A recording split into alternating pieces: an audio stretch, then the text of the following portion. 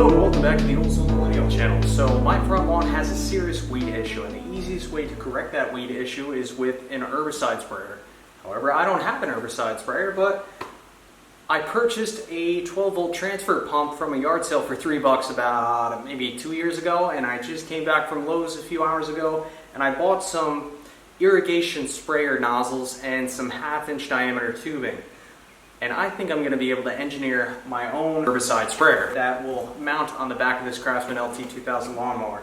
You know, I never lived through the Great Depression, but I feel like in a way I have that mentality. If I come across something and I think it's going to be useful later on down the road, I tend to save it. For example, these silver mounting plates, I have no idea where I got them from, but it turns out the spacing on the pre-drilled bolt holes on these brackets were perfect for the subframe on the mower. I was able to utilize the pre-existing bolt holes, yada yada yada, add some longer bolts. But anyway, here's my design idea. So I'm going to use these brackets. I have this is probably 1-inch bar, which is going to sit in the brackets like so. From there, I'm going to weld this plate to this 1-inch bar, and it's going to hit the trailer mount like so. So I mean, that's pretty bomber, and it's nice because it's easy to take this one off. And then on the ends of the 1-inch bar, I'm going to weld on these flat washers right here. And then I just have this heavy duty angle, so we're going to put a piece on here, a piece on here. 5-gallon bucket's going to go right here, and of course a backstop right here. And then I'm probably going to use some aluminum or something like that and just have my sprayer nozzles maybe a little bit higher off the ground, but I'll have to figure that out a little bit later on down the road in this video. But for now, I need to start welding this together.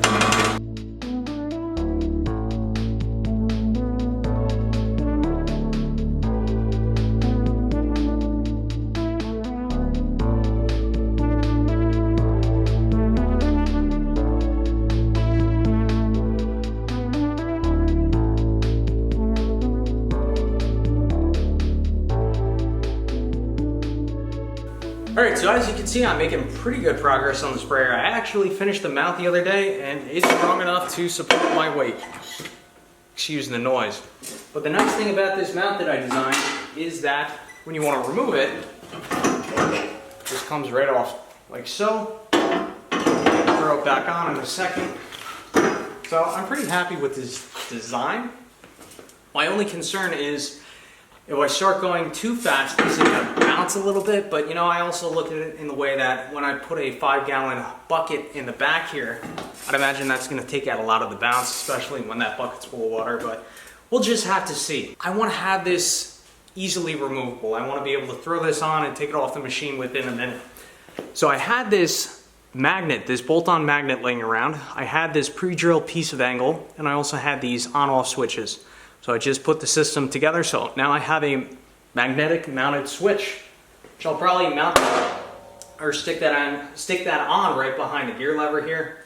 Probably wire up some quick disconnects to the battery. Gonna make sure the line's fused, of course.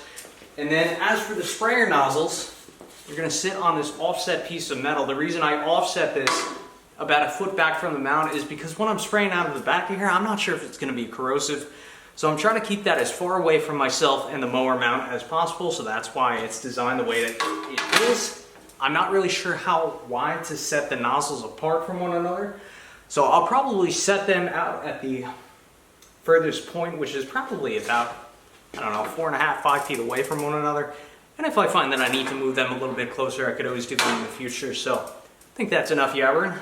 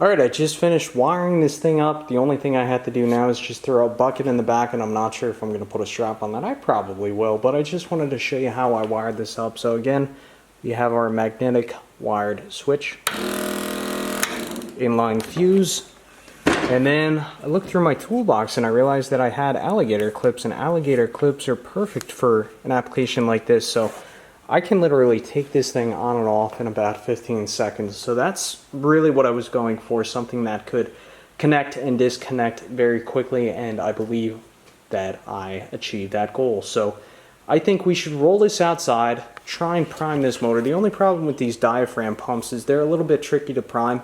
That's one of the reasons why I have it on a little bit of an angle. So the idea is that as I get some water down in this tube, I may have to prime this with a hose. But once it gets down in there, hopefully the air will burp up through the intake hose. Again, that's why it's on a little bit of a slant, so the air comes up and out. That's the idea anyway, so let's roll this puppy outside. We're losing daylight, and see if we can get this thing to spray.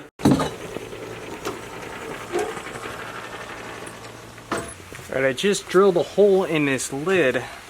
One problem I think I may have is keeping the hose straight and right to the bottom of the bucket. We'll see how that goes, but at least with this lid, the liquid won't be splashing back out. So let's see if we can prime this pump now.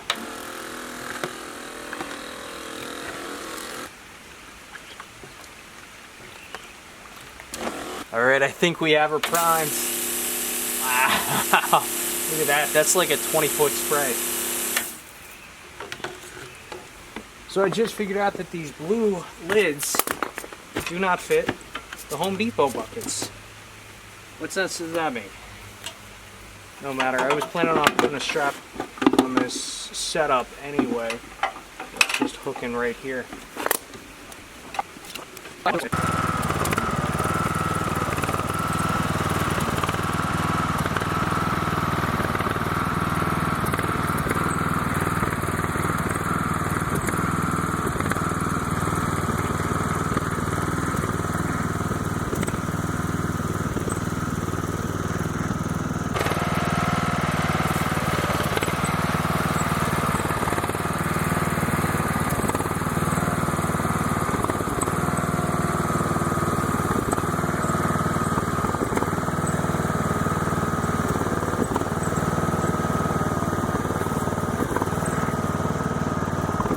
Say that was pretty darn successful.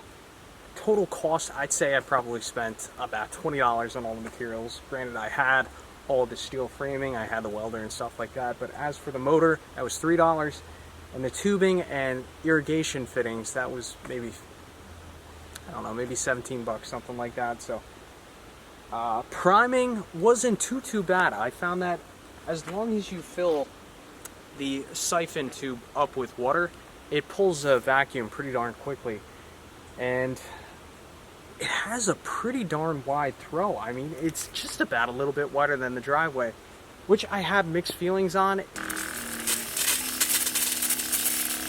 But I mean, you can see with the spray width of each nozzle, I mean, each nozzle probably has, it's probably like a, gosh, I want to say a 10-foot spray pattern. So really, I don't think it's even necessary to have two nozzles. I just thought it'd look cool and it would be more practical. But in actuality, after I end this video, I probably will just reduce this down to one nozzle. And also, because these are 180-degree heads, I'm also thinking about lowering it down a little bit. But at the end of the day, if I got to modify this a little bit, it's no big deal. I think this project was pretty successful. Anyway, I'm going to conclude this video. Thanks for watching. As always, I will catch you on the next one.